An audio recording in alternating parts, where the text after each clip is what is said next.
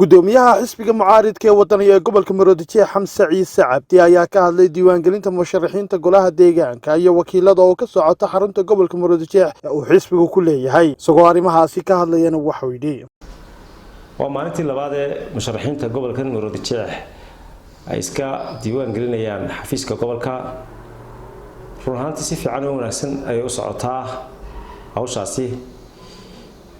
iyagoo ay dhamaan xildhibaanada ama musharaxiinta ka sharaxan gobolkan Maroodijeex ay xoogoodu isdiiwaangeliyeen maanta shalay sida degmada Hargeysa, degmada Beligoolle, degmada Salaxley iyo degmada Gabiley. saddexda degmo iyo degmada Hargeysa waxa weeyaan degmo doorashooyinka gobolka Maroodijeex marka dhamaan xildhibaanadii u sharaxna golaha deegaanka iyo tii wakiilada si fiican bay u socdaan. waxaan runtii aad iyo aad ugu baaqayaa xildhibaanada wali doonayeen iska sharaxa xisbiga wadani ee aan wali soo ajiibin inay ka faa'iideeyaan waqtiga ruuxaantii aroortii wuxuu firayaa xafiisku 8 ilaa 5 subaxnimo britolo jimcaha ay tahay aan shaqaynayna waan ogeysiinayaa marka musharaxiinta doonayeen inay iska diiwaan galiyaan xisbiga wadani ee gobolka Maroodijeex intaas waxa weeyaan iclaan aan bixinaynay. sidoo kale waxa uu gudoomiyuhu ka hadlay murashaxiin ka shaqeynaya ceelbiyood oo ay leeyihiin beesha ay u sharaxan yihiin oo xukuumaddu ka joojisay isla markaasina ugu baaqday inay xidhayso. gudoomiyuhu arrimahaasi ka hadlayana waxa uu yidhi musharaxiinta gobolka Maroodijeex qaar ka mid ah oo culays badan soo saaray oo aan ognahay qaar musharaxiinta ka mid ah oo hawlo samafal waday oo sida baliya ay dhooba qaadayeen cagaftii ay ku dhooba qaadayeen maca la soo xiray.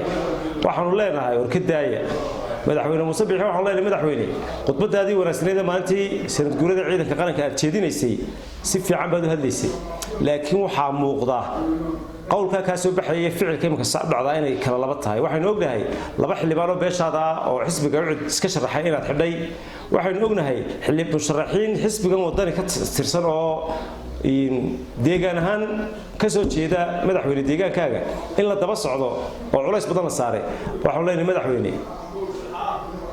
arrimaha noocaas ee socda ma wanaagsana. waxaan u sheegaynaa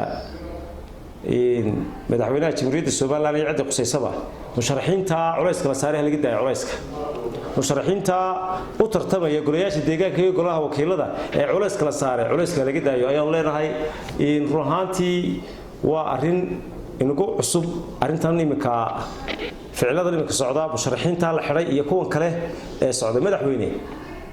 dadka qaar baa caaqil kugu sheegay arintaas yaan kugu cadaanan anigu madaxweynaha Jamhuuriyadda Soomaaliland markuu aqoonsanahay oo tahay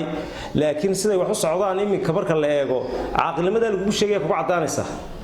madaxweyne marka tiraahdid xisbiyadii mucaaradka haba yaraatay beesheedii inay iska sharaxaan waan diidayaa. arintaas waxaan u arkaynaa dimuqraadiyadii macayna wax u dhimaysid